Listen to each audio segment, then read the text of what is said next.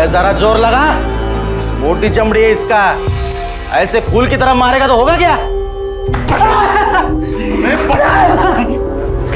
दे देना उनके हाथ, बोल देना जो बोल देना। सर वो इसको सब समझा दे ऐसा। देना। साहब मेरे भाई ने मेरी नाक में दम कर रखा है, छोड़ने का नहीं इसको। तूने उसके जमीन पर कब्जा किया तो वो लड़ेगा ही ना। जा, हो जाएगा तेरा।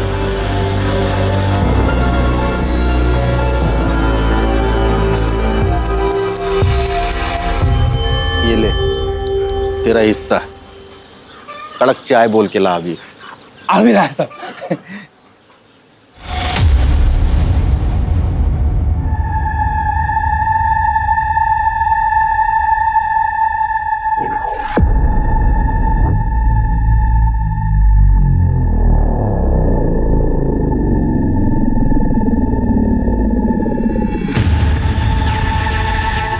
साहब मेरे को रपट लिखा नहीं। क्या हो गया? देवरानी जेठानी का झगड़ा? अरे ये पूरी दुनिया डूब जाएगी लेकिन ये औरतों का झगड़ा कभी खत्म नहीं होता। पिछले हफ्ते वो शिंदे की बीवी और उसके जेठानी के साथ में बाल पकड़ पकड़ के पुलिस चंद में झगड़ रहे थे वो लोग।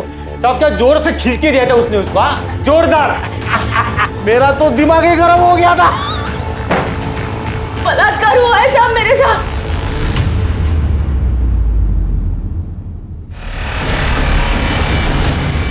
बलात्कार है?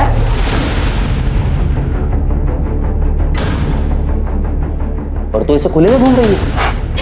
मर्द कहाँ है तेरा? काय का मर्द साहब? सब तेरी वजह से हुआ है, तूने ही उकसाया होगा उसको। अरे आदमी सांड होता है सांड, जब तक लाल कपड़ा दिखाओ नहीं ना तब तक वो पीछे नहीं आता। नहीं सब कुछ चल। नहीं जा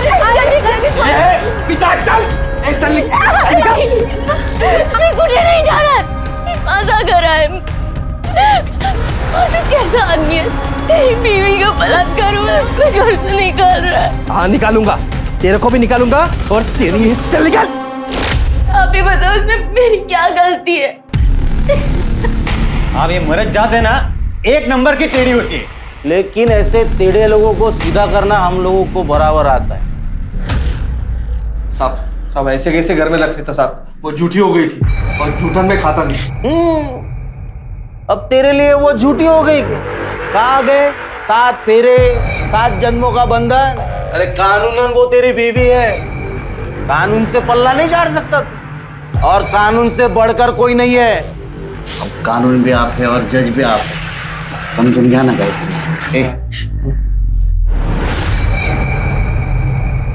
क्या रे, रिश्वत देता है मेरे को, वो भी ऐसी चिंदी?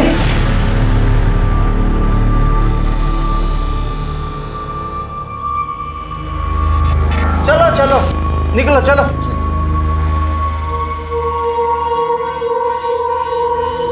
कितना भी नाटक कर ले, कितना भी जोर लगा ले, तुझे अपने घर में रहने नहीं दूंगा मैं। रहने नहीं दूंगा मतलब?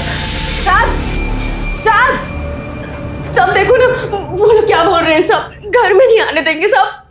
सब उनको सब देख क्या रहे हैं, कुछ बोलते क्यों नहीं? क्यों चिल्ला रही है? देख, तेरे साथ जो कुछ भी हुआ ना वो तेरी ही गलती है। तू जब यहाँ पहली बार आई थी, आपने देखा था सब, इसका आंचल ऐसे ऐसे था। अब ऐसे बीच में आंचल रखेगी तो रेप तो होगा ही ना। शर्म नहीं आती आप लोगों को?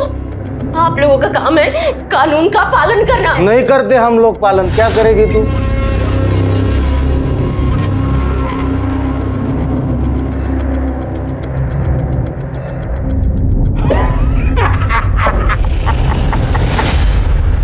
आदरणीय एसपी साहब, हम रामनगर गांव से ये पत्र लिख रहे हैं। हमारे साथ बहुत बुरा हुआ है। यहाँ की पुलिस उन बलात्कारियों को पकड़ ही नहीं रही। उल्टा हमारे पति के कहने पर वो चुप होकर बैठ गई है।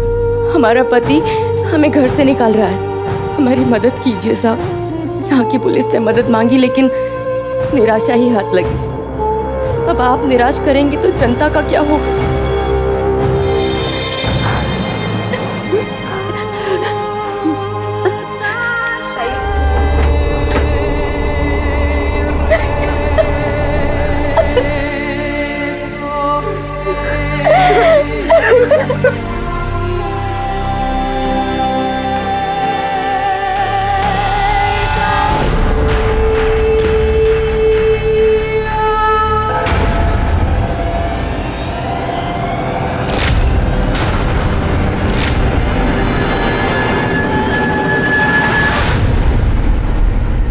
आप? मुझे मालूम है तुम्हें बहुत बुरा लगा होगा। तुम चिंता मत करना, मैं हूं ना। मैं तुम्हें वो सम्मान दूंगा जो तुम्हारे पति ने तुम्हें दिया नहीं होगा। मैं तुम्हें अपने साथ रखूंगा, अपनी बीवी बनाकर। शर्म नहीं आती आपको? हूँ मैं आपकी। क्या फर्क पड़ता है, लेकिन हो तो तुम औरत ही ना। और औरत का एक ही काम होता है, मर्द को खुश रखना। वैसे भी तुम अब मोहित के कुछ काम की तो हो नहीं, कम से कम मेरे काम में तो आ जाओ। हिम्मत कैसे हो तुम्हारी ये बोलने की?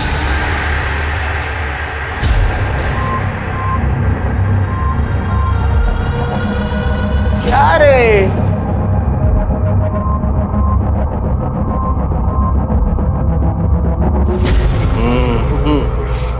जा, हो जाएगा तेरा। वाह साहब वाह, और जेब गरम करो आप अपनी। वहाँ किसी की जिंदगी बर्बाद हो रही है, उससे आपको कोई फर्क नहीं है। अब क्या हो गया? तू फिर से क्यों आ गई? मेरे ससुर ने मेरा बलात्कार किया है। अब भी आप चुपचाप बैठे रहना। अरे देवा, फिर से तेरे साथ बलात्कार हो गया। शर्म आनी चाहिए तुम दोनों को।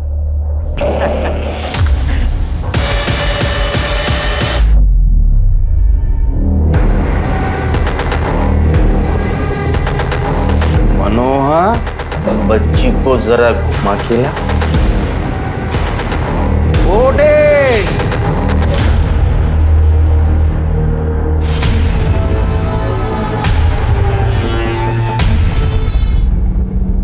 अब फिर से पुलिस स्टेशन आई ना, टांगे तोड़ देंगी तेरी। हाँ, तेरे बीबी का फिर से रेप हो गया रे। अब तो तू उसे घर से निकाल ही सकता है।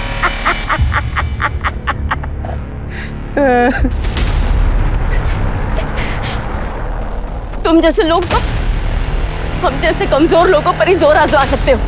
मैंने एक चिट्ठी तो पहले ही बड़े साहब को लिख के डाल दी। अब दूसरी चिट्ठी में बताऊंगी कि तुम लोगों ने मेरे साथ क्या किया। अब तुम लोगों को तो भगवान भी नहीं बचा सकता। आई! आई!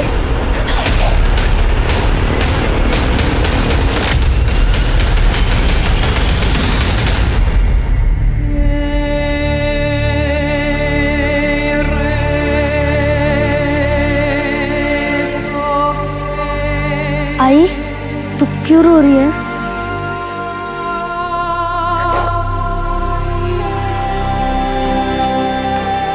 तुझको भूख लगी है ना? चल, घर चल। लेकिन बाबा ने तो हमें घर से निकाल दिया है। किट्टू, उस घर से हमें कोई नहीं निकाल सकता। घाबरो न को। हाँ, आई है ना साथ में। चल, हाँ?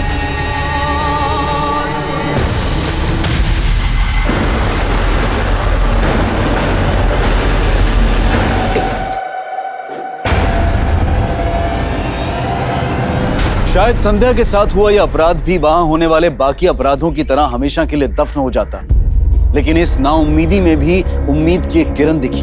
संध्या ने जो चिट्ठी जिले के एसपी को लिखी थी, उस पर कार्यवाही हुई और क्राइम ब्रांच के ऑफिसर्स को वहां भेजा गया।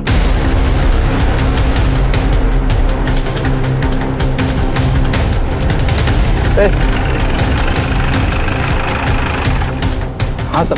संध्या और मोहित कहाँ रहते हैं? बाबा इधर इधर इधर। साहब, आप लोग शहर से आए क्या? हाँ, शहर के पुलिस स्टेशन से आए हम लोग। कौन सा घर है? तू क्यों है? यही घर है साहब। चल। नहीं, मैं आता है साहब, आप जाइए ना।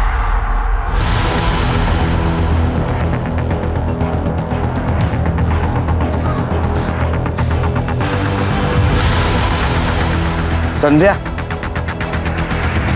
तुम संध्या हो? नहीं। संध्या को बुला। कौन है आप लोग? पुलिस, शहर से आए हम लोग। संध्या ने हमें एक लेटर लिखा था, उसमें लिखा था उसके साथ रेप हुआ। कहाँ है संध्या? बुला उसे। वो नहीं है, वो मर गई। मर गई? कैसे? वो उसको दिल का दौरा पड़ा था।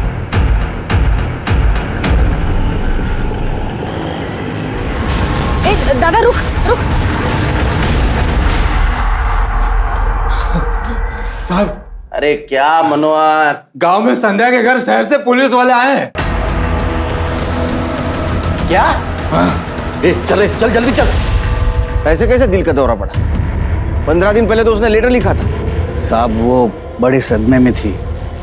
अब उसके साथ जो हुआ वो हुआ ना साहब। तुम कौन हो उसके? मैं उसका पति हूँ। उसने लेटर में लिखा था कि तुम उसे और उसकी बेटी को तुम्हारे साथ रखना नहीं चाहते। साहब वो बेइज्जती का डर था साहब। उस समय गुस्से में कह दिया। क्या करूं क्या नहीं कुछ समझ में नहीं आ रहा था साहब। आप ही बताइए ना, ऐसे समय में कोई अपनी बेटी और बीवी को घर से बाहर निकाल सकता है क्या?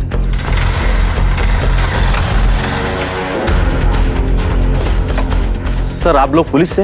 हाँ। जय सर। तुम्हें कैसे पता चला? छोटा सा गांव है हमारा, कोई भी नया आदमी आ जाता है तो पता चल जाता है सर। कौन हो तुम लोग? साहब मैं दर्पण शिंदे और ये हमारे साहब कैलाश मौर्य। कहाँ से हो तुम लोग? सर यही के चौकी में पोस्टेड है हम लोग सर। यह चौकी है? हाँ साहब, अभी 6 महीने पहले बनी है। तुम्हारी बच्ची कहाँ है? साहब वो बहन के घर है मेरे। पता करो। पता करने की जरूरत नहीं सर, हम लोगों ने पता कर लिया है। साहब आप चलिए ना, चौकी पे बैठ के बात करेंगे। हाँ सर।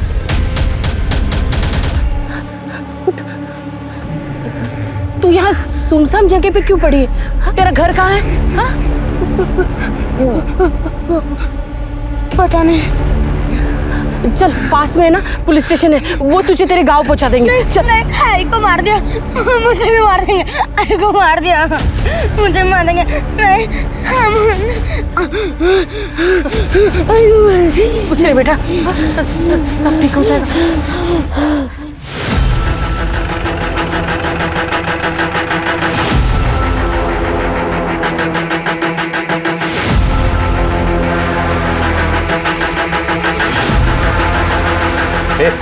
साहब वाले चाह गिर जा सब।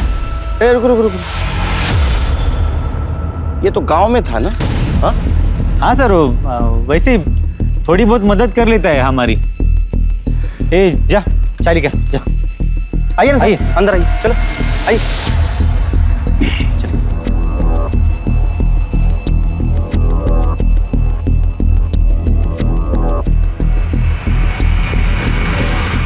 ये कैसा पुलिस स्टेशन है? लॉकअप कहाँ है? ये इधर है ना साहब। आइए। हम सबको यहीं पे पकड़ के रखते हैं।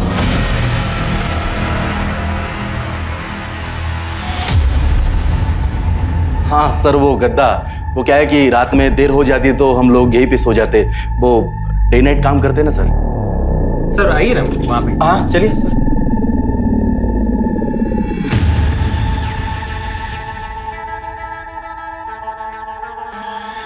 अच्छा ये संध्या का क्या हुआ? सर वो बीमार थी तो वो मर गई। उसके पति का कहना है उसको दिल का दौरा पड़ा था। हाँ वो बीमार चल रही थी तो उसको दिल का दौरा पड़ा तो फिर वो मर गई सर। और उसके रेप केस का क्या हुआ? सर वो कुछ बोल ही नहीं पा रही थी। सिर्फ वो इतना बता रही थी कि कोई 2 आदमी आए थे और मुंह पे गमछा बांधे हुए थे। फाइल कहाँ है उसकी? फाइल है ना साहब, यहीं पर है। लेकिन साहब आप वही नहीं रही तो क्या केस और क्या फाइल? उसने लेटर में लिखा था कि यहाँ की पुलिस उसको कोऑपरेट नहीं कर रही है और रिश्वत भी लेती है। नहीं ऐसा कुछ नहीं है। हमने मोहित को समझाया था कि उसके बीवी को घर पे रखे, लेकिन वो सुनने को तैयार नहीं था साहब।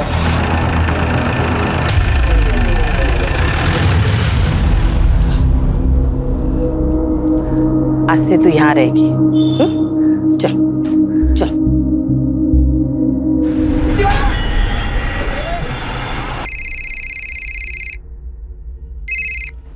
हेलो। आप वहाँ खाना वाना तो ठीक से खा रहे हो ना? एकदम ठीक से। और शुगर टेस्ट किया? अरे कर रहा हूँ बाबा, टेंशन लेने का कोई काम नहीं। और मीठा तो मैं खाता क्या, देखता तक नहीं। अब टेंशन तो होगी ना, ऊपर से आपका फोन नहीं लगता।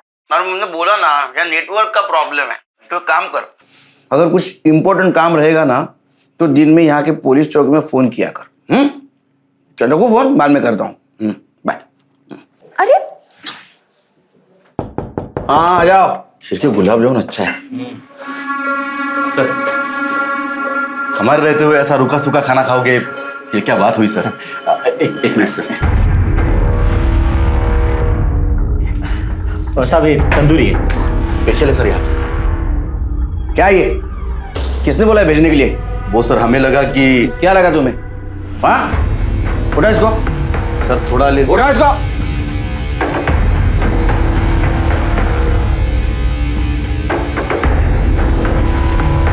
क्या बदतमीज लोग हैं ये शिरके। सर गांव की पुलिस है, ऐसे खिला पिला कर स्वागत सत्कार करने की आदत होती है, आप माइंड मत कीजिए सर। पता नहीं शिरके, तो मुझे कुछ ठीक नहीं लग रहा है। यहाँ के लोग, यहाँ की पुलिस, मानो सच कुछ और है और हमें कुछ और बताया जा रहा है। संध्या के बारे में कुछ पता है? क्या होता संध्या के साथ? मुझे नहीं पता है साहब। तुम्हें पता है? वो संध्या, उसका पति तो बहुत मारता पीटता था उसे। कितनी बार तो मैंने ही देखा है साहब। इधर इधर आ। याला घेऊ का शिरके? सर जाने दीजिए, गांव वाले हैं, पुलिस से डर रहे हैं, कोई किसी के लफड़े में पड़ने नहीं चाहता है। लेकिन पूछताछ जारी रखो, कोई ना कोई हमें खबर जरूर देगा। आइए सर, ये आपसे कुछ कहना चाहते हैं। बोलो। साहब आप संध्या के बारे में पूछ रहे हैं? हाँ साहब लेकिन मैंने आपको कुछ बोला, ऐसा किसी को बताना मत। डरो मत, बोलो। साहब सच कहूँ तो बड़ी बदनसीब थी बेचारी, पति रोज मारपीट करता था उसे। अच्छा हुआ सब मर गई। साहब संध्या के 4 टुकड़े करके उसे कुएं में फेंक दिया था। कौन से कुएं में?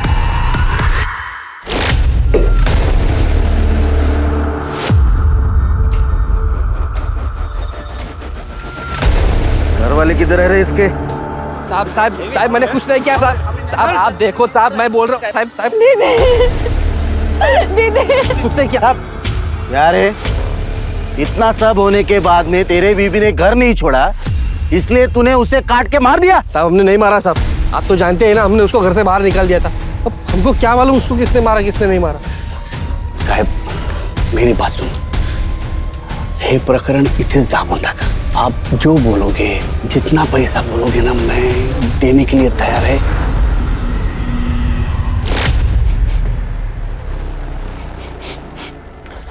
शिरके, लगता है ये कुआं कोई यूज नहीं करता, यहाँ कोई आता जाता नहीं। ए चड्डी, इधर कोई पानी भरने आता है? पहले आते थे सर, पर अब 10-12 दिन से कोई नहीं आता। क्यों? पता नहीं सर। जाओ शिरके, कुएं के आसपास फॉरेंसिक करवा।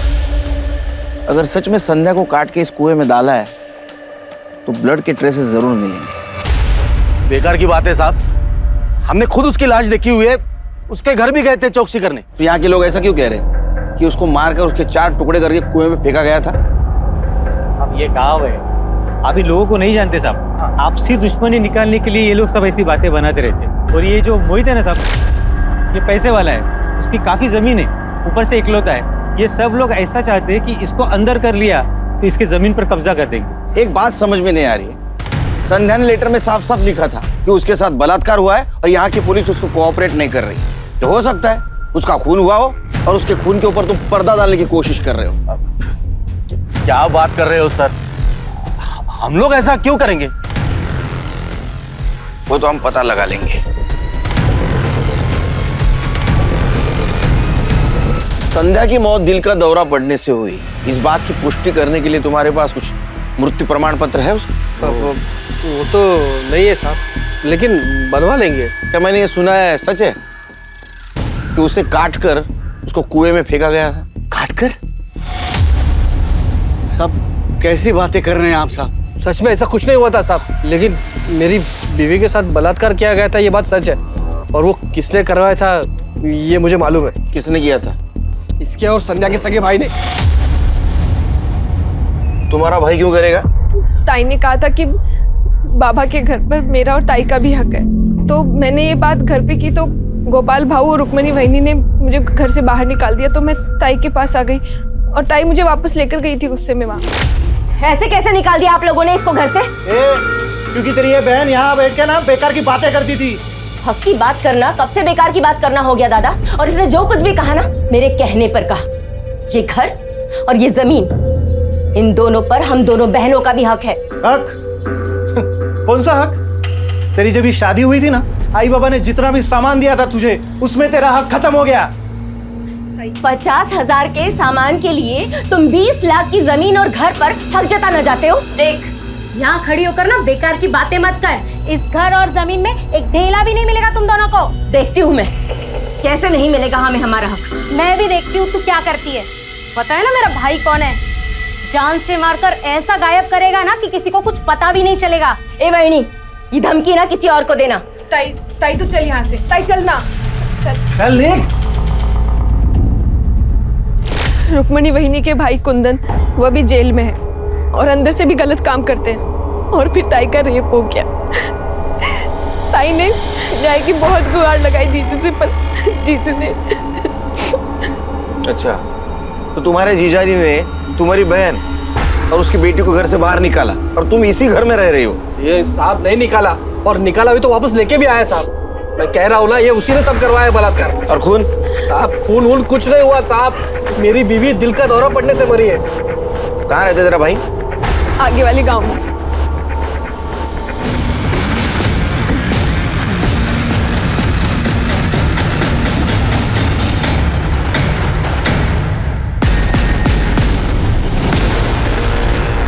संध्या का बलात्कार? हमें इस बारे में कुछ नहीं पता साहब। लेकिन उनके घर वालों का तो कहना है कि तुम्ही ने उसका बलात्कार करवाया। मैं अपने बहन का बलात्कार क्यों करवाऊंगा? हाँ, मेरा झगड़ा था उसके साथ, लेकिन साहब मैं इतना भी नीचे नहीं गिर सकता। अपनी छोटी बहन कविता को घर से बाहर निकाला था ना तूने? हाँ, वो यहाँ बैठ के बेकार की बातें जो करती थी। अच्छा एक बात बता, इस संध्या के साथ क्या हुआ? उसकी मौत दिल का दौरा पड़ने से हुई या उसका खून हुआ? पता नहीं साहब, हमें तो बाहर से पता चला कि संध्या मर गई है। कुछ लोग कह रहे थे कि उसको दिल का दौरा पड़ा, कुछ लोग ये भी कह रहे थे कि उसको काट के फेंक दिया। तुम्हें क्या लगता है? मारा होगा साहब। वो जो मोहित है ना, वो संध्या को बिल्कुल पसंद नहीं करता था। अरे बाबा कहीं बोलशील की नहीं, लक्ष्मी आले घरात, खुशी का मौका है भाई। क्या खुशी का मौका? मैं पहले ही बोल रहा था ये बच्ची को गिरा दो, मगर नहीं, अब तो इसकी बच्चीदारी भी निकल गई। अब कहाँ से आएगा बेटा? हाँ तो ये बेटी तो है ना हमारी, इसके सहारे जिंदगी काट लेंगे। मुझे नहीं चाहिए ऐसी बेटी और ऐसी जिंदगी। और ऐसे में उसकी मदद करने के बजाय तुम लोगों ने कविता को भी घर से बाहर निकाल दिया। तुम लोगों ने संध्या के केस की तहकीकात अच्छी तरह से क्यों नहीं की? हो सकता है उसके भाई ने उसका रेप करवाया हो या पति ने रेप करवाया हो, क्योंकि उसका पति उसको साथ में रखना नहीं चाहता था। वो सर, क्या वो क्या? मुझे तो शक है उसकी मौत दिल का दौरा पड़ने से नहीं हुई, उसका मर्डर हुआ है। नहीं। और तुम लोगों ने पैसा लेकर वो रफा दफा किया है केस। अगर सच में ऐसा निकला ना, उनको छोड़ूंगा नहीं।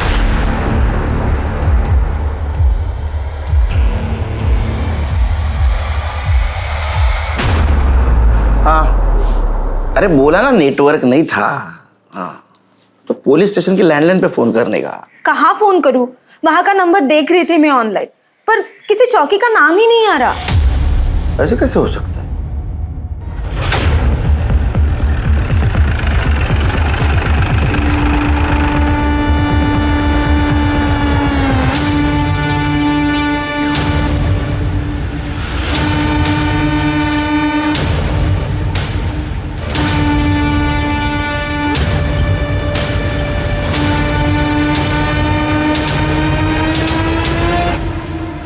लगता है भाग गए।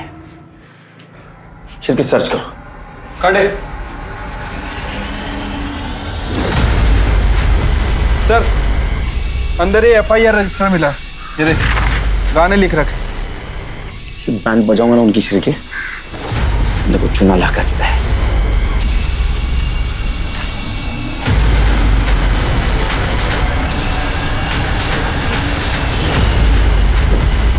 इधर खड़े, सीधा खड़ा है।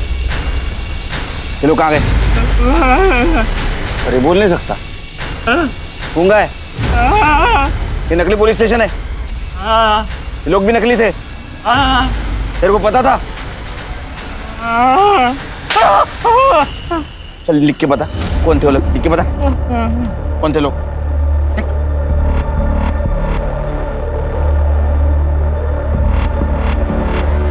मैं इस गांव में रहता हूँ, मेरे पास कोई काम नहीं था। उन लोगों ने कहा मैं तुम्हें पैसा दूंगा, इसमें मेरी कुछ गलती नहीं, मुझे माफ कर। तो संध्या के साथ क्या हुआ था? गांव में देखो मनोहर है या गायब हो, उसको ढूंढ के निकालो। ठीक है सर। चल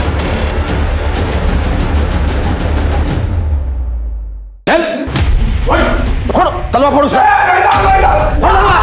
फोड़ तलवार उसका। खड़े रहे, बता बोल। साहब वो संध्या थी ना, इस नकली पुलिस स्टेशन के आड़ में एक बेचारी महिला पर अत्याचार हो रहा था। उसकी लाश का क्या किया? काट दिया साहब उसको।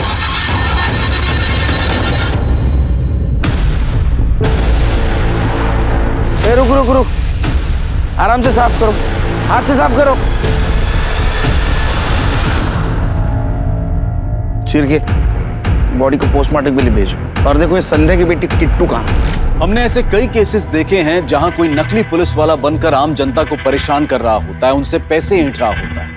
लेकिन कैलाश और दर्पण ने तो पूरा का पूरा नकली पुलिस स्टेशन ही बना दिया था। अगर संध्या ने वो चिट्ठी ना लिखी होती तो उसकी मौत के साथ साथ उसकी कहानी भी हमेशा के लिए खत्म हो जाती।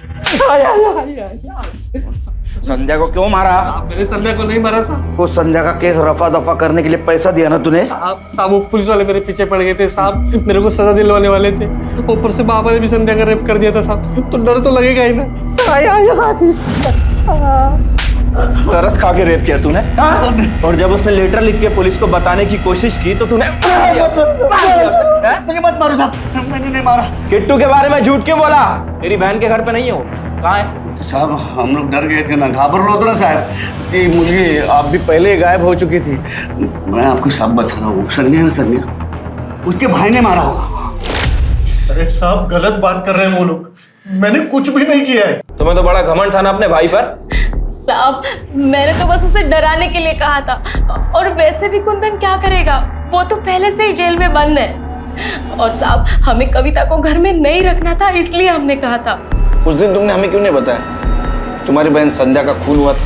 क्या बताती सर, जीजा जी ने मुझे जबरदस्ती अपने साथ रखा था, मारते थे, पीटते थे, शादी करना चाहते हैं वो। ताई ताकत थी मेरी।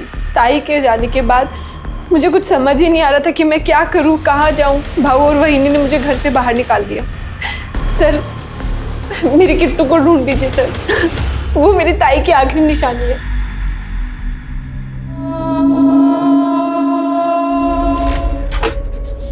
सर संध्या की पीएम रिपोर्ट आ गई है।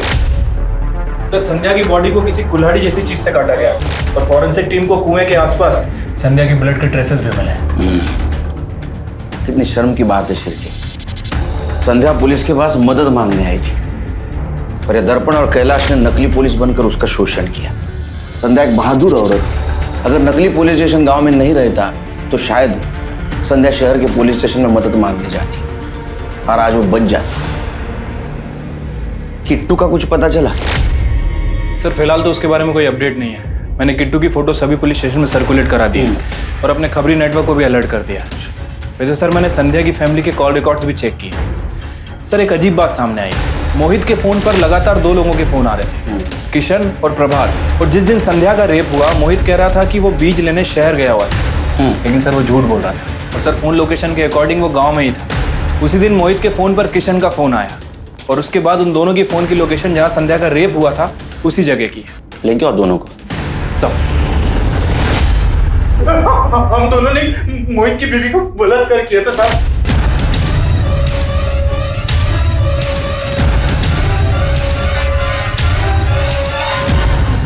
तो मोहित ने हमें वो बलात्कार करने के लिए पूरे 5,000 रुपए दिए थे साहब।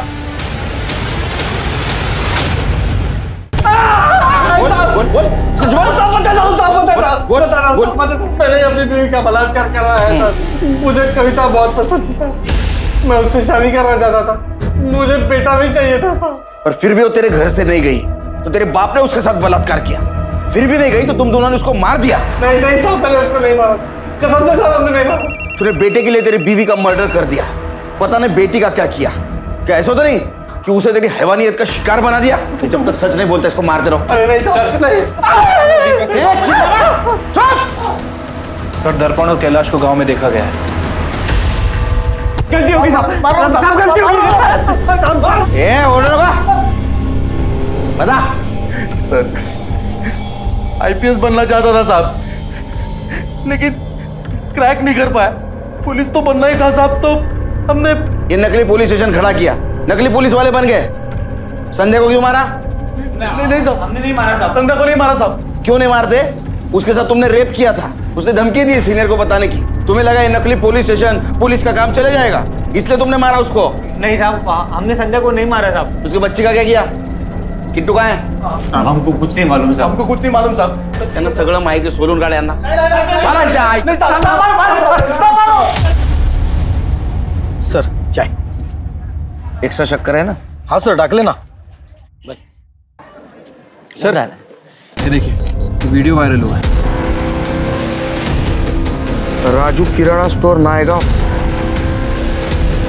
मतलब किट्टू मुंबई में।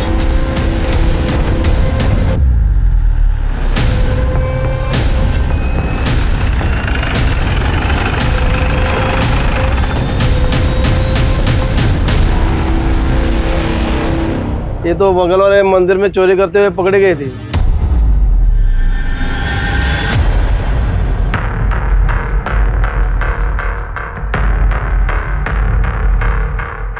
पूरा लगी हुई है।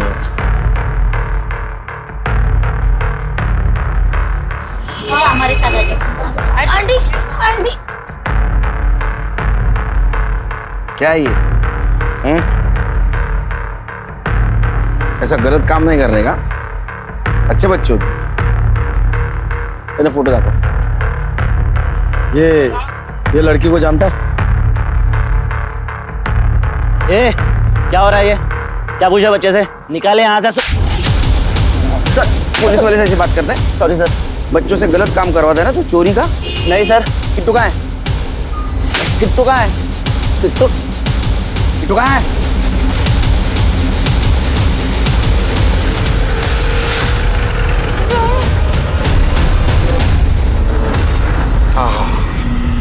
गर्मा गर्म वड़ा पाव। यस, भूख लगी है ना? अच्छा बेटा एक बात बताओ, तुम्हारे आई को किसने मारा था? देखा तुमने उसे? हाँ। किसने?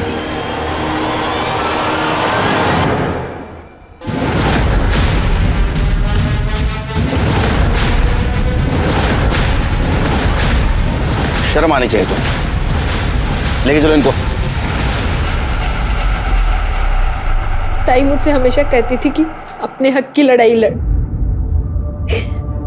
तो मैंने अपने हक के लिए लड़ी। मुझे लगा था कि उसका रेप हो गया तो वो चली जाएगी, लेकिन वो नहीं गई।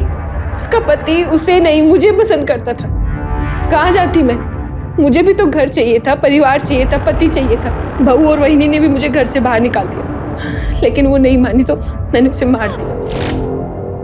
शर्म आनी चाहिए तुम्हें। जिस बहन ने तुम्हारे ऊपर भरोसा किया, तुम्हारे हक के लिए लड़ी, अपने घर में आसरा दिया, उसी को तुमने मार दिया। कोई बहन अपने बेहतर जीवन के लिए अपनी ही सगी बहन की हत्या कैसे कर सकती है? संध्या भले ही छोटे गांव में रहती थी, लेकिन उसे अपने अधिकारों का पता था। उसने ना सिर्फ अपने अधिकारों की लड़ाई लड़ी, बल्कि अपने ऊपर होने वाले अत्याचार के बारे में जिले के वरिष्ठ अधिकारियों को भी सूचित किया। ऐसे में ही हम सबकी भी जिम्मेदारी है कि अगर हम कुछ गलत होता हुआ देखें तो उसके बारे में पुलिस को सूचित करें, और अगर पुलिस उस पर कार्यवाही नहीं करती है तो वहां के वरिष्ठ अधिकारियों को इस बात की सूचना दें। नमस्कार, आदाब।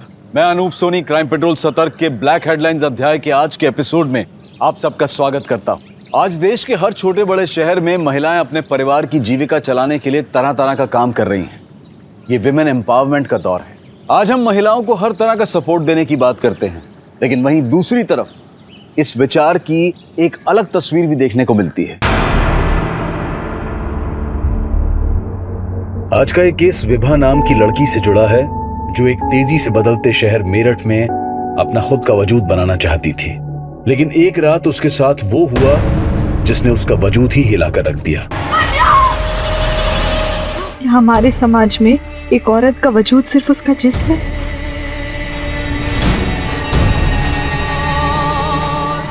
हम सोचते हैं हमें अपने दर्द भूलकर आगे बढ़ना चाहिए, पर मैं अपना दर्द अपने अपनों से भी नहीं बांट पा रही थी। बस एक झूठी मुस्कान लेकर आगे बढ़ने की सोच रही थी।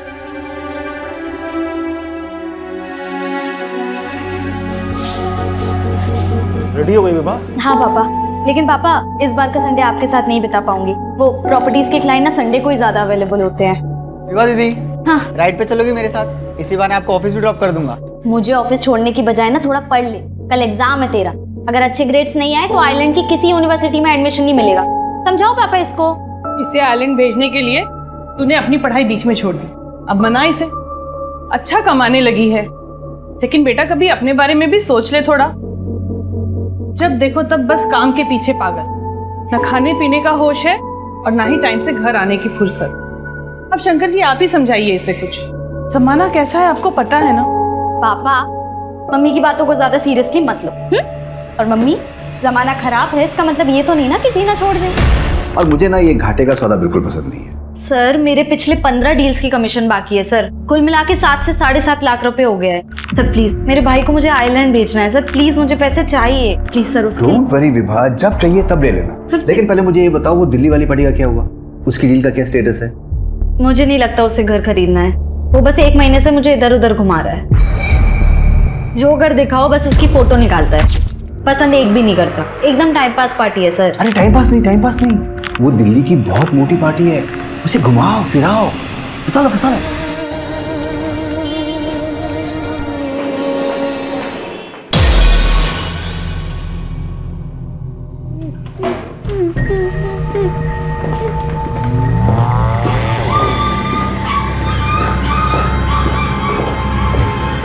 हाँ माँ मैं आ रही हूँ। अरे बस कॉलेज से निकली हूँ, पहुँच जाऊंगी। जी हाँ आ रही हूँ। चोर पकड़ो, चोर।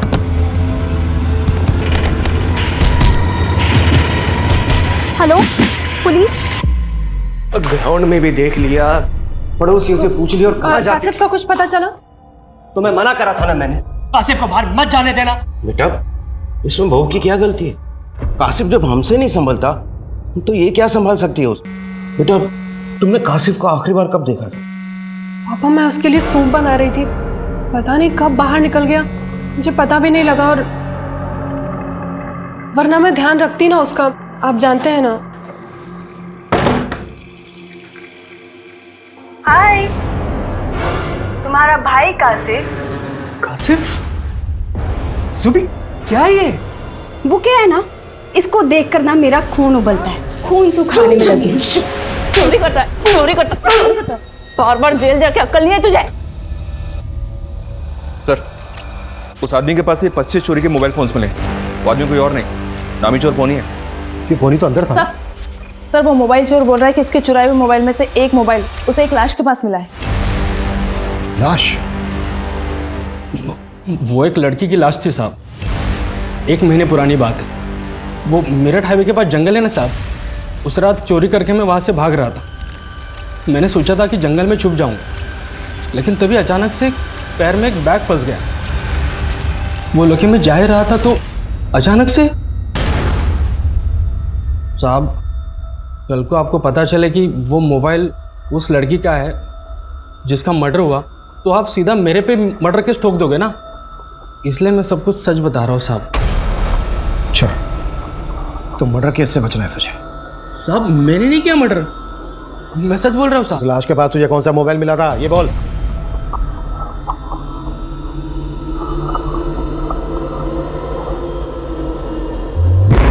ये था साहब।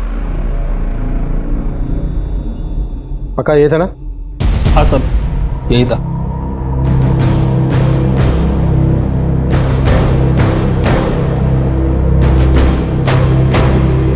तब सिम कार्ड था इसमें? बोले तब था साहब, मैंने निकाल के फेंक दिया वहाँ पे।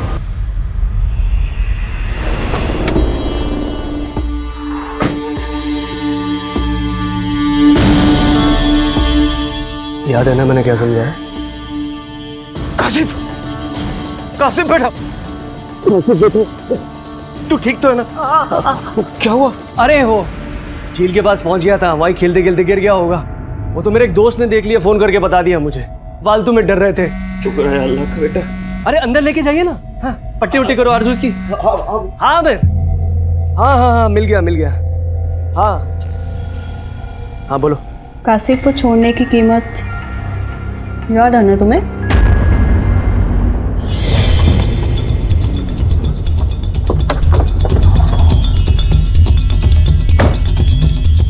इधर साहब अंदर झाड़ी में ला, देखे थे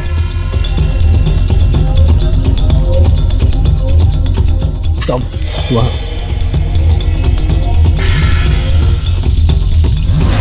सर ये मोबाइल चोर तो बोल रहा था कि इसने 1 महीने पहले लाश के पास से मोबाइल चुराया था, लेकिन 1 महीने तक ये लाश यहीं पड़ी रहे और किसी को दिखे ना, भरोसा करना मुश्किल है। तो लाश की कंडीशन देख के लग रहा है कि मर्डर काफ़ी पहले हुआ है, वो भी मल्टीपल फायर। और अगर मल्टीपल फायर हुए हैं तो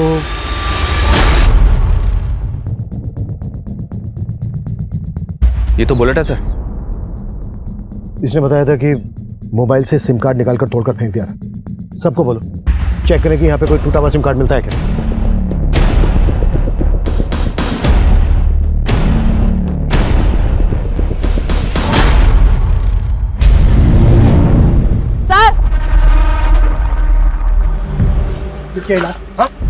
साहब मुझे कुछ नहीं पता इसके बारे में, मैंने तो बस लड़की की लाश देखी थी। ये लाश नहीं देखी साहब मैंने, सब मैं सच बोल रहा हूँ। ऐसे नहीं बोलेगा तू।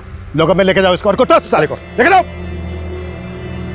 इन दोनों लाशों के बीच लगभग 100 मीटर का फासला। लड़की को शूट किया गया और लड़के को जलाया गया। लेकिन सर दोनों मर्डर्स की मोडस ऑपरेंडी अलग है। अगर ये दोनों मर्डर काफी पहले हुए हैं तो जाहिर सी बात है इन दोनों के घर वाले इनको ढूंढ रहे होंगे। मनीष आसपास के सभी थानों में पिछले 1 महीने की मिसिंग कंप्लेंट स्कैन करो। और फाइनली हमारे पेरेंट्स के शादी के 25 इयर्स कंप्लीट। 25 साल से ये जोड़ी हिट है। Best couple and best mummy papa.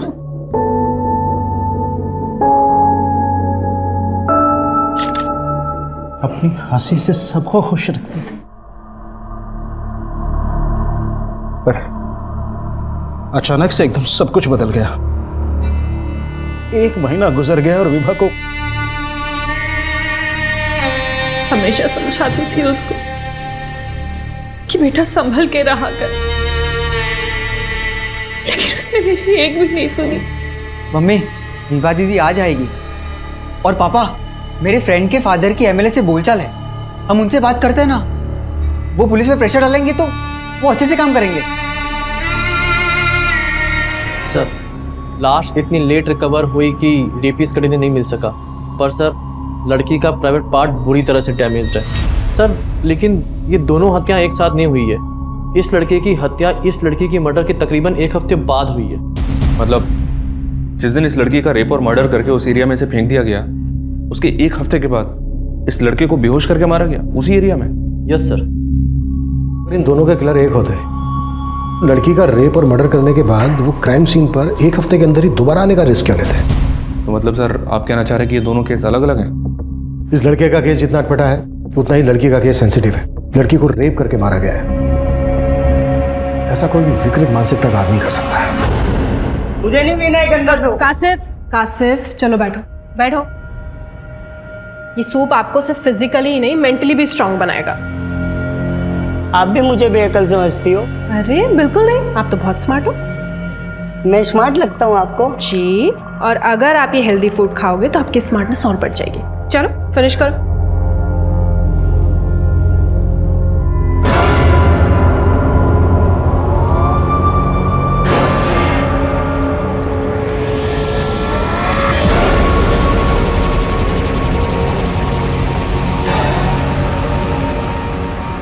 तुम जाओ चाय बनाओ, मैं खाना खिलाता हूँ। जाओ।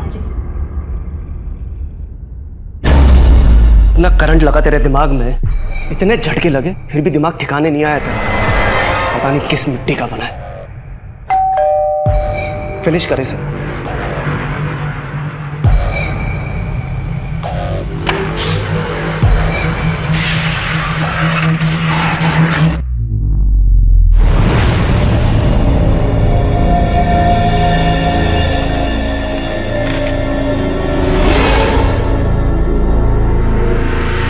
तुम्हारी जूबी की खून की एक एक बूंद का कर्ज है तुम पे। कासिफ को छोड़कर कन्नी काट ली मुझसे।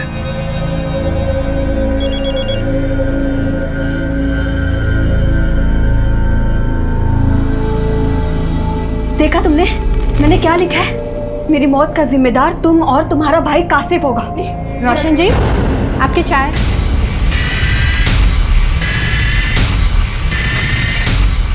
अरे अरे क्या हुआ? करंट लगने वाला है। हाँ, करंट लगने वाला है? तो फॉरेंसिक ने कंफर्म किया है जो बुलेट्स हमें लड़की की डेड बॉडी से मिले थे वो इन्हीं छल्लों के जो हमें क्राइम सीन से मिले थे। 0.9 mm बोर की कंट्री मेड पिस्टल का इस्तेमाल किया गया इस मर्डर में। खबरों को काम पर लगा दो और इलीगल्स आर्म सप्लायर्स की डिटेल निकालो जो इस तरह की 9 mm कंट्री मेड पिस्टल बेचते हैं। उनसे हमें लड़की के रेपिस्ट और किलर्स की कोई लीड मिल सकती है। हाँ बोलो। सर, उस लड़की के मोबाइल के IMI नंबर से पता चला है कि वो फ़ोन विभा नाम की लड़की का था और सर विभा मेरठ की रहने वाली थी। सर 16 अक्टूबर की रात को उसके पेरेंट्स ने उसकी मिसिंग कंप्लेंट दर्ज करवाई थी दौलतपुरा थाने में।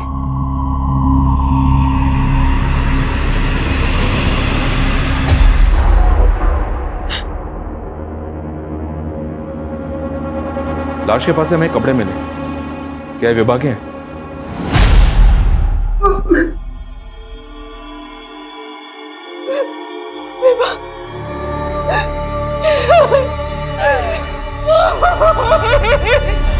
शामली के इलाके में मिली और आप लोग रहते हैं मेरठ में। 16 अक्टूबर की रात जब वो मिसिंग हुई तो क्या वो यहाँ शामली आने वाली थी? सर उस रात को वो अपने ऑफिस से सीधा घर ही आने वाली थी। उसका ऑफिस भी मेरठ में ही है। मेरठ पुलिस से हमें पता चला कि विभा अपने ऑफिस से शाम को 7 बजे निकल गई थी। तो यहाँ शामली इलाके में आपका या विभा का कोई जानने वाला रहता है? नहीं सर।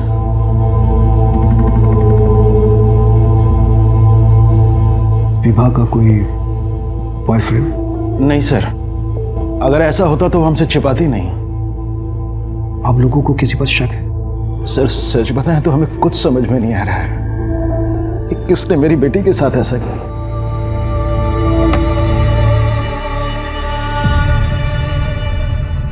अब पता लग रहा है कि तुम्हें मेरे खून की भी परवाह है और अपने भाई के खून।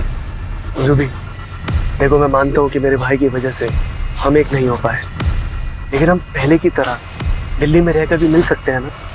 इतनी दूर जाने की क्या जरूरत है? जाना पड़ेगा। मैं स्मार्ट हूँ और आप सुपर स्मार्ट। आप मुझे बहुत प्यारी लगती है। कासिफ, आप भी बहुत प्यारे हो। आपके दांत बड़े सुंदर हैं और थोड़ा स्माइल दो ना। आपकी आईज, आपके लिप्स। कासिफ, अच्छा कासिफ, उस दिन आप क्या कह रहे थे वो करंट लगने वाला है? वो तो सीक्रेट है।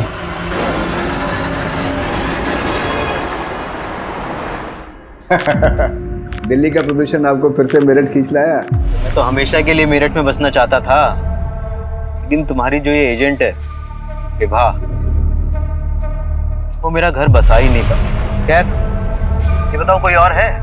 और मतलब घर या घर दिखाने वाली?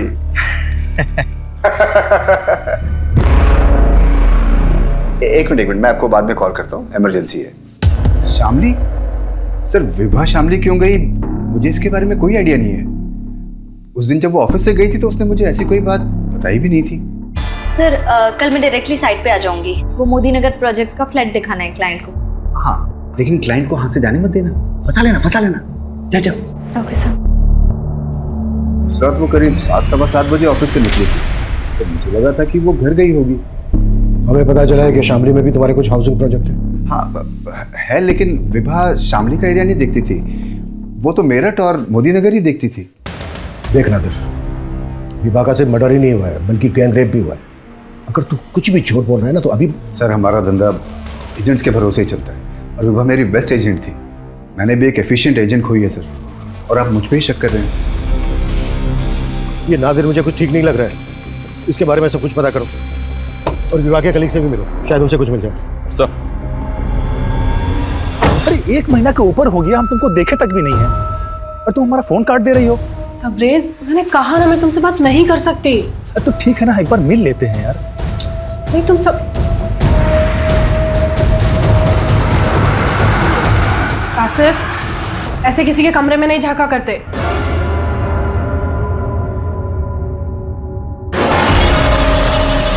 कासिफ क्या क्या कर रहे हो? कासिफ क्या कर रहे हो तुम? कासिफ क्या कर रहे हो तुम? कासिफ! मैंने यूपी दिल्ली की काफी मिसिंग कंप्लेंट्स स्कैम की, लेकिन उसकी पहचान का कोई क्लू नहीं मिला। हाँ मनीष बोलो। सर, विवाह के कुछ कलीग से पता चला है कि विवाह का तकरीबन 7-7.5 लाख रुपए बकाया था नादिर पे, और नादिर उसे पिछले 3 महीने से टाल रहा था। विवाह का इतना सारा बकाया था नादिर पर, तो इसके बारे में विवाह के पेरेंट्स को भी पता होना चाहिए। विभा दीदी ने हमें ऐसा कुछ नहीं कहा, लेकिन 1-1.5 महीने पहले। मोबाइल बंद कर और पढ़ाई पे ध्यान दे। तेरे आइलैंड जाने के लिए पैसों का बंदोबस्त कर दिया है मैंने। विभा दीदी ने कभी ये तो नहीं कहा कि उन्होंने पैसों का इंतजाम कहाँ से किया, लेकिन वो श्योर थी कि मुझे आयरलैंड भेजने के लिए पैसों को लेके प्रॉब्लम नहीं होगी।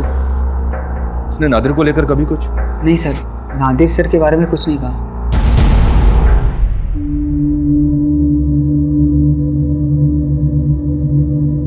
आरजू बेटा, कासिफ में अक्कल नहीं, उसके तरफ से मैं तुमसे माफी मांगता हूं। बेटा हिम्मत रख, मैं रोशन को वापस बुलाता हूं।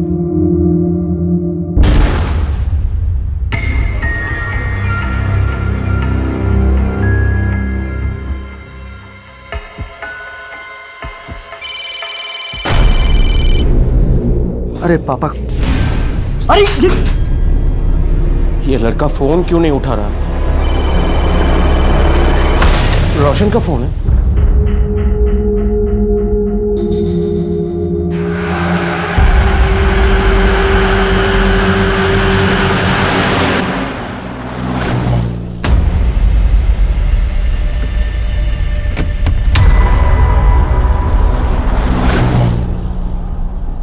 सर मैंने कुछ नहीं किया सर।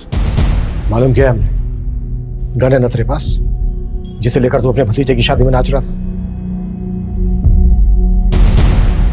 इसी गन की नोक पर तूने विवाह का रेप किया है ना? अब ये बोल, और कौन कौन थे तेरे साथ?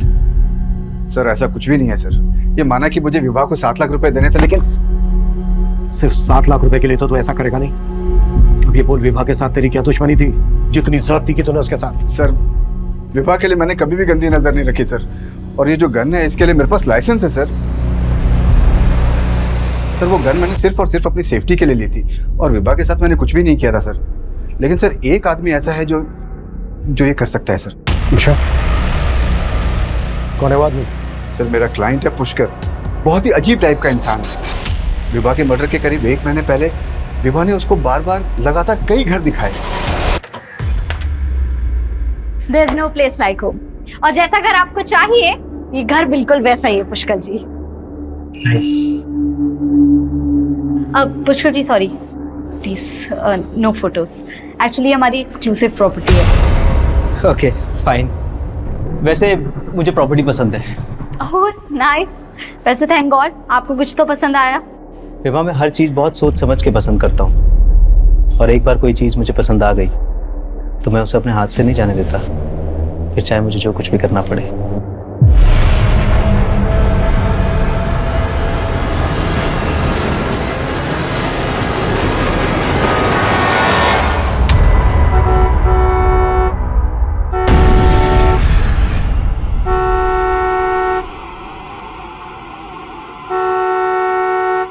अब तो खुश हो ना तुम? अब तो परेशान नहीं करोगी मुझे?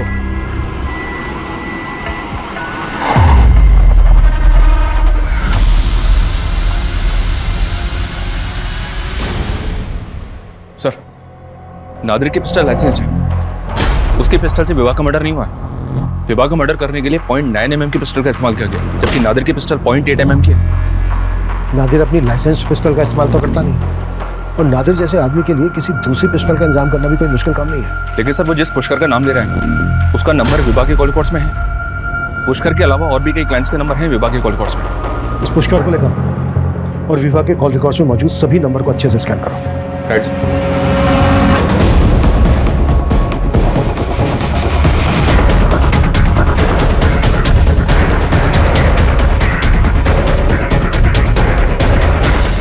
हटो पीछे, हटो पीछे, क्या करो इन सबको।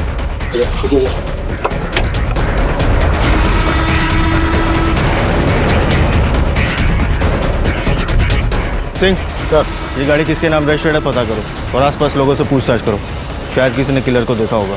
सर सर मैं क्यों मारूंगा विभा को? मैं तो पसंद करता था सर उसे।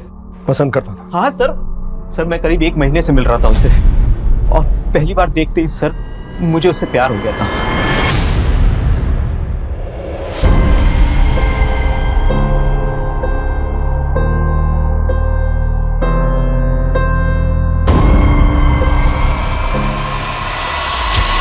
और सर मैं अपनी फीलिंग्स अपने अंदर दबा के नहीं रखना चाहता था, इसलिए। Thank you so much. Finally आपको कुछ तो पसंद आया। विभा मैं हर चीज बहुत सोच समझ के पसंद करता हूँ और एक बार कोई चीज मुझे पसंद आ गई तो मैं उसे अपने हाथ से नहीं जाने देता, फिर चाहे मुझे जो कुछ भी करना पड़े। ये सब बोल के आप क्या कहना चाहते हैं? नहीं विभा देखो, कोई भी घर घर तब कहलाता है जब उसमें लोग रहते हों और मैं तो सिंगल हूँ, इसलिए मैं एक घर के साथ साथ एक लाइफ पार्टनर भी ढूंढ रहा हूँ। देखो मैं बहुत अच्छा कमा लेता हूँ, ना मैं सिगरेट पीता हूँ ना शराब पीता हूँ, मेरा कोई क्रिमिनल रिकॉर्ड भी नहीं है और मेरा किसी के साथ डिस्प्यूट भी नहीं है। देखो पुष्कर जी प्लीज आप मेरी बात समझिए, मैं ऑलरेडी इंगेज्ड हूँ। इंगेज्ड मतलब विभा ने तेरे से कहा था कि उसकी शादी होने वाली है? हाँ सर, उसने मुझे यही बोला था। लेकिन उसके पेरेंट्स ने तो हमसे ऐसी कोई बात नहीं बताई। क्या? रोशन सर, रोशन 1 हफ्ते से अपने कारोबार के सिलसिले में जयपुर गया हुआ था सर, वो आज ही दिल्ली लौटने वाला था। अच्छा सलामत जी, आप बता सकते हैं कि रोशन की किसी के साथ कोई दुश्मनी वगैरह? नहीं सर, ऐसा कुछ नहीं था, रोशन की किसी के साथ कोई दुश्मनी नहीं थी सर। नहीं सर, वो लड़का जरूर झूठ बोल रहा है, विवाह कभी इंगेज थी ही नहीं।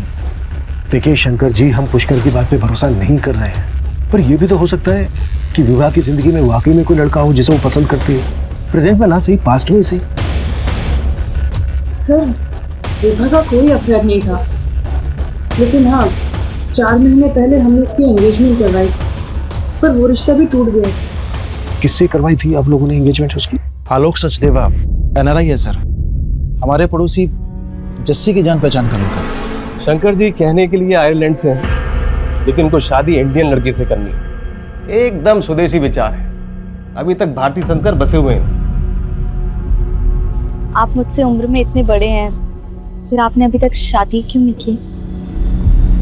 मैं आपसे झूठ नहीं कहूंगा, मेरी पहले भी शादी हुई थी लेकिन चल नहीं पाई, हमारा डिवोर्स हो गया था। और सर विभा भी इस शादी के लिए तैयार हो गई थी, हमने तो शादी की तैयारी भी शुरू कर दी थी। विभा, अरे ओ विभा, देख तो ये कैसा लग रहा है।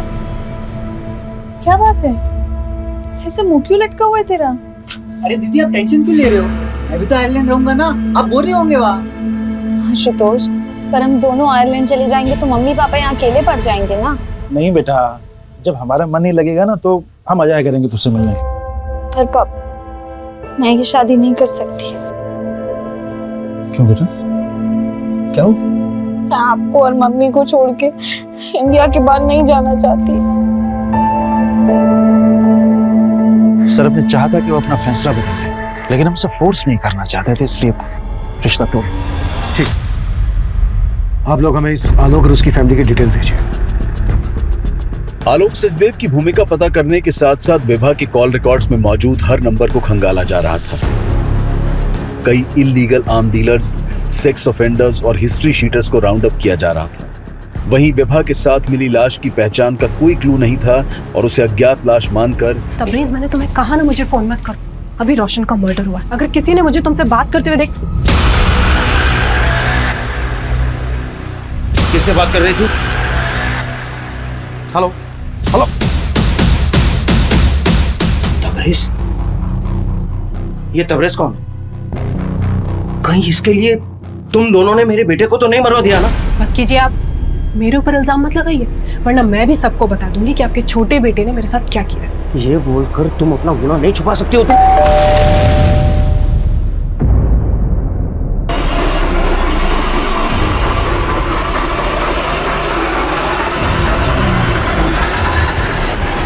सर मैं कुछ नहीं छुपा रहा। रोशन जयपुर का ही बोल के गया था, लेकिन मर्डर से 1 हफ्ते पहले तक रोशन का फोन हिमाचल के किन्नौर में एक्टिव था।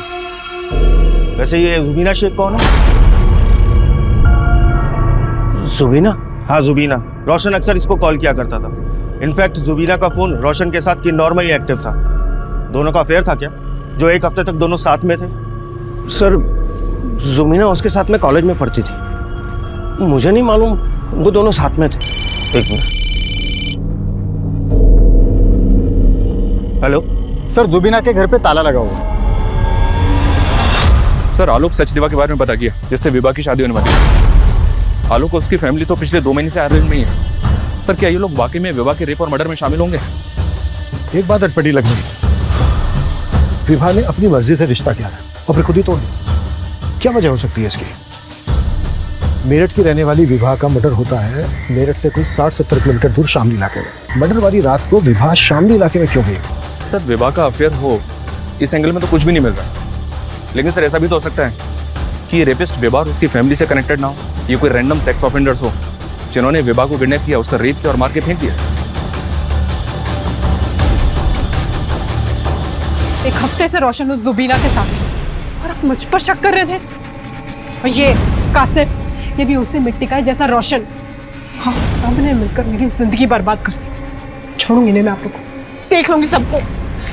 निकल लगा क्या है इस घर में, और यहाँ पर देखो। कहाँ भाग रही हो आरजू? कवरेज तो हमारे पास, लॉकअप। सर मैं अरे हम सर बोल रहे हैं सर, हम मानते हैं कि आरजू के साथ हमारा अफेयर था शादी से पहले, लेकिन हम उसके पति को नहीं मारे सर, हम सच कह रहे हैं। सर तबरेज मेरा बॉयफ्रेंड था, लेकिन मैं उसे भूलकर अपने शौहर रोशन के साथ जिंदगी बसर करना चाहती थी। मैं रोशन को नहीं, रोशन मुझे धोखा दे रहा था। और इसीलिए तुमने और तबरेज ने मिलकर रोशन को मरवा दिया, और जुबीना को भी उन्हीं किलर्स ने गायब किया था ना? सर मेरा इस सब में कोई हाथ नहीं है, मेरे साथ तो उल्टा इतना गलत हुआ। रोशन का छोटा भाई कासिफ, सर उसने मेरे साथ रेप करने की कोशिश की, और अब आप मेरे ही ऊपर रोशन के मर्डर का शक जता रहे हैं। और सर हमको तो पक्का यकीन है कि इसमें आरजू का भी हाथ नहीं हो सकता है। ये कोई और ही है जो बहुत बड़ा गेम खेल रहा है। पापा, नादिर सर ने मुझे उनके ऑफिस बुलाया था। उन्होंने विभा दीदी के 7 लाख रुपए दे दिए। दीदी हमेशा चाहती थी कि मैं आयरलैंड जाके पढ़ाई करूं। तो तू इन पैसों से आयरलैंड जाना चाहता है क्या? नहीं, वो मैं आयरलैंड चला गया तो आप दोनों अकेले हो जाओगे। पर हिचकिचा मत बेटा, विभा का सपना था कि तू आयरलैंड जाके पढ़ाई, इसलिए मैं ये सब कुछ पूछ रहा था। मैं भी यही सोच रहा था कि विभा दीदी का सपना पूरा करना चाहिए। सर दिल्ली के देवकी नगर इलाके में इंपॉर्टेंट बात यह है कि रोशन के मर्डर में भी विभा के मर्डर की तरह .9 mm पिस्टल का इस्तेमाल किया गया। देवकी नगर पुलिस से डिटेल शेयर की तो पता चला कि इन दोनों मर्डर्स में एक ही पिस्टल का इस्तेमाल किया गया। रोशन का मर्डर करने वाला विभा की गैंग रेप से भी कनेक्टेड होगा। लेकिन सर रोशन मर्डर केस में प्राइम सस्पेक्ट है जुबीना। रोशन के भाई कासिफ के बारे में पता चला है कि इसने अपनी भाभी का रेप करने की कोशिश की थी। इसने रेप करने की कोशिश की? जी हाँ सर, देवकी नगर पुलिस को स्टेटमेंट दिया इसने कि जुबीना ने इसको किडनैप करके रखा था, और देवकी नगर पुलिस को इस बात का भी शक है कि मर्डर के वक्त जुबीना भी रोशन के साथ मौजूद थी, और सर मर्डर वाले दिन से ही जुबीना अंडरग्राउंड है। रोशन और विभा का मर्डर एक ही पिस्टल से किया गया। जुबीना और जुबी का कनेक्शन अब विभा मर्डर केस से जोड़कर देखा जा रहा था, लेकिन विभा और जुबीना का कोई कनेक्शन पुलिस को नहीं मिल रहा था। दिल्ली पुलिस के साथ साथ यूपी की शामली पुलिस भी अब जुबीना की तलाश में जुट गई थी, और आखिरकार जुबीना को दिल्ली में उसके रिलेटिव्स के घर से अरेस्ट कर लिया गया। विभा? सर मैं किसी विभा को नहीं जानती, और मैं उसका रेप क्यों करवाऊंगी? विभा को उसी गन से शूट किया गया है जिस गन से रोशन को मारा गया। तुम रोशन के मर्डर में भी इन्वॉल्व थी, और विभा को भी तुम्ही ने मरवाया। सर मैंने रोशन को नहीं मारा, मैं सच कह रही हूँ। रोशन के भाई ने स्टेटमेंट दिया है हमें कि तुमने उसे किडनैप किया था। उसे किडनैप करके तुम रोशन को ब्लैकमेल कर रही हो। तो आप उस सरफिरे लड़के की स्टेटमेंट पर भरोसा कर लेंगे? ऐसे नहीं मुखलेगी, मुखलवाओ। सर मेरी बात तो सुनिए सर। सर उस बेअक्ल लड़के ने खुद मेरी जिंदगी खराब कर दी। ऐसा क्या था उसने जो ऐसा बोल रही हो? सब मैं रोशन से बहुत प्यार करती थी, और हमारे घर एक दूसरे का आना जाना लगा रहता था। एक दिन रोशन और उसके फादर कासिफ को मेरे घर छोड़कर कहीं बाहर चले गए थे और कासिफ ने मेरे साथ बदतमीजी करने की कोशिश की। हम दोनों मिलकर चॉकलेट खाएंगे ना। अरे कासिफ पुलिस को सब कुछ बताऊंगी जाकर। नहीं नहीं बेटा। रोशन और उसके फादर ने मुझे पुलिस स्टेशन आने के लिए रोका। रोशन हमेशा कहता था कि वो मुझसे शादी करेगा, लेकिन उसके फादर ने उसकी शादी उस आरजू से करवा दी। मैं सच कह रही हूँ सर, मैं रोशन को सिर्फ पाना चाहती थी। मैंने पानी से की तो मरवा दिया उसको। मैंने उसे नहीं मारा सर, उसे तो उस एसयूवी वाले लड़कों ने मारा है।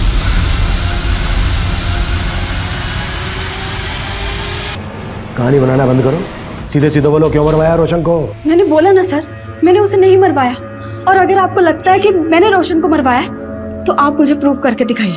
कुछ किया होगा तो प्रूफ नहीं हो जाएगा। एसयूवी का नंबर बोलो। मुझे नहीं पता कुछ भी सर, लेकिन हाँ वो एसयूवी सफेद कलर की थी। रूबी की स्टेटमेंट के बेसिस पर पुलिस ने रोशन की हत्या वाले दिन की ऐसी कई सीसीटीवी फुटेजेस को खंगाला जहां से पुलिस को उस एसयूवी की लीड मिल सकती थी। वहीं जुबीना की मदद से उन लड़कों के स्केचेस बनवाए गए जिन्होंने रोशन पर गोली चलाई थी। आखिरकार पुलिस की कोशिश रंग लाई और उस एसयूवी का नंबर पता कर लिया गया और उस एसयूवी के मालिक नामदेव सोलंकी समेत उसके आपराधिक साथी उसके तीनों दोस्तों को भी हिरासत में लिया गया। हमारी कोई दुश्मनी ना थी उस लड़के से साहब, वो तो साला साइड ना देवे था, इसलिए मेरा माथा टनक गया, उड़ा दिया। साइड वो लटका के मारे यार।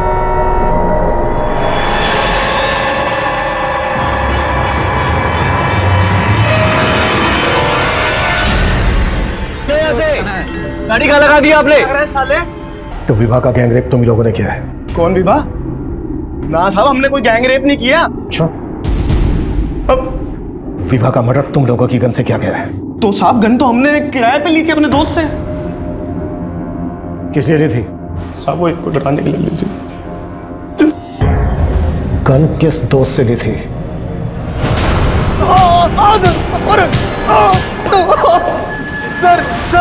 सर मैं बताता हूँ सर, सच बताता हूँ सर, मैं गन किराए पर देता हूँ सर। उन तीनों लोगों को मैंने ही दी थी सर, और जिस गन से विवाह का मर्डर हुआ वो गन मेरी थी सर। लेकिन सर मैं सच बता रहा हूँ सर, मैंने उसको नहीं मारा सर। तो फिर किसने मारा? किसको दी थी तूने अपनी गन? और कौन कौन इन्वॉल्व है इसमें? बोल! इतना बड़ा गेम खेला तुमने, हाँ? अब ड्रामा करने की कोई जरूरत नहीं है, जस्सी ने बता दिया सब कुछ हमें। सर 5 साल पहले मेरी वाइफ की डेथ हो गई थी, मेरे 2 छोटे छोटे बच्चे से। पड़ोसी के नाते विवाह मेरे घर पे आया जाया करती थी। बच्चों के साथ उसका लगाव था, बच्चों के साथ साथ वो मुझे भी पसंद करने लगी सर। लेकिन तेरा अफेयर उसकी माँ के साथ चल रहा था। विभा के पापा काम के सिलसिले में गाजियाबाद में रहते थे। हफ्ते के 5 दिन वो वहीं रहते थे। उसी दौरान मैं और जस्सी। तुम्हें पहले से पता था ना कि जस्सी विभा के साथ भी? हाँ, जस्सी ने बताया था। उसने बताया था कि विभा उसे चाहने लगी है और वो उसे शादी भी करना चाहती है। मैंने विवाह को किसी तरह समझा कि शादी के लिए मना किया, और तरुणा के कहने पर मैंने विवाह के लिए रिश्ता खोजा। खुद से दूर करने के लिए आपने मेरी शादी फिक्स कराई है ना? विवाह, अब इन बातों का कोई मतलब नहीं है। मेरे 2 बच्चे हैं, तुम अच्छे से जानती हो। तुम मुझसे कैसे शादी कर सकती हो? तो क्या हुआ, आलोक भी तो शादीशुदा है। जब आप उससे मेरी शादी फिक्स करा सकते हो तो खुद भी तो कर सकते हो ना। सर वो लड़की हो गई थी, उसने मेरे लिए शादी का रिश्ता तोड़ दी, और उसको पता नहीं था कि मेरा उसकी माँ के साथ। लेकिन सर एक दिन उसने हम दोनों को देख लिया था सर।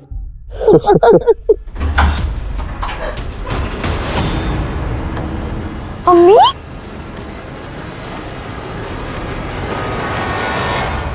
दिन ब दिन विभा के तेवर बदलते जा रहे थे। वो अपने पापा को कभी भी सब कुछ बता सकती थी।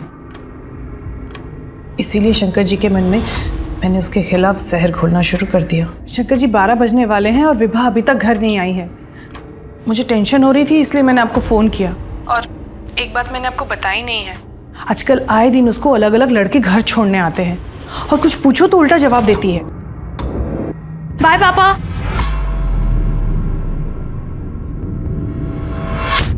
शंकर जी देखिए मुझे विभा के रूम से क्या मिला, ये देखिए। और ये पहली बार नहीं मिला है मुझे, ये दूसरी बार मिल रहा है। 2 बार प्रेग्नेंट होके एबॉर्शन करा चुकी है लड़की। मैं अभी बात करता हूँ उससे। नहीं सुनिए, इन सब मामलों में आपका लड़की से बात करना ठीक नहीं है, मैं समझाती हूँ उसे। इतना सब बताकर भी मैं उन्हें विभा से बात करने से रोक दी रही। और फिर अपनी बेटी विभा को रास्ते से हटा दिया। विवाह को रास्ते से हटाने के लिए मैंने विवाह को श्यामली बुलाया।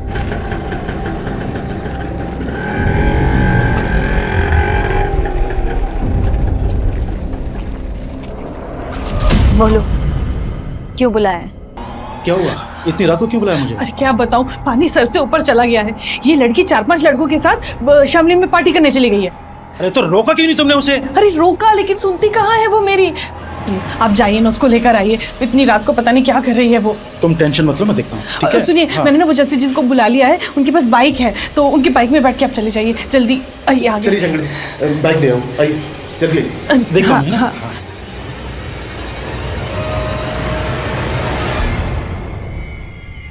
जस्सी, ये गन? ये गन उन लड़कों को डराने के लिए। आप बैठ बैठ बैठ, चल चल जल्दी चल। और रास्ते में प्लान के मुताबिक मुझे तरुणा का फोन आया। मैंने ऐसे जताया शंकर को कि मुझे इन्फॉर्मेशन मिली है कि विवाह जंगल में गई लड़कों के साथ।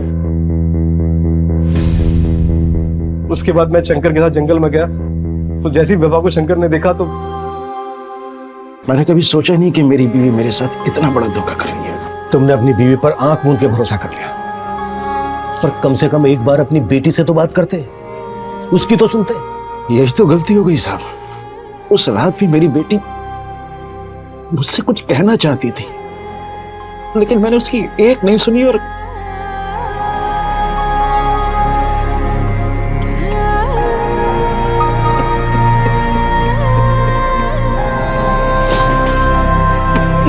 अब मैं अनूप सोनी आपसे विदा लेता हूं। फिर मुलाकात होगी क्राइम पेट्रोल सतर्क के ब्लैक हेडलाइंस अध्याय में एक और नए केस के साथ। और याद रखें, क्राइम और आपके बीच में सिर्फ इतना फर्क है कि आप कितने सतर्क हैं। सतर्क रहें, सुरक्षित रहें। जय। क्राइम पेट्रोल्स के और भी दिलचस्प कहानी देखने के लिए हमारे चैनल को सब्सक्राइब करें और बेल आइकॉन दबाना न भूलें।